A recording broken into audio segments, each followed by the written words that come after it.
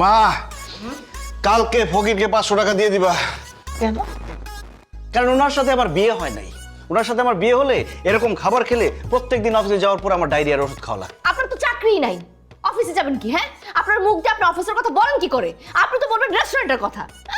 কোন চাকরি তো 6 মাসের বেশি টিকাইতে পারেন না। শোনেন, যে মানুষ চাকরি বাকরি করতে পারে না তার না রাজনী হয় শ্রেয়। এই এত বড় বড় কথা বলেন কিভাবে? একটা মেয়ে মানুষ কোনো রান্না বান্না করতে পারেন না, দুটো আইটেম ঠিক মতো রান্না করতে পারেন নাই, আবার বড় বড় কথা বলেন।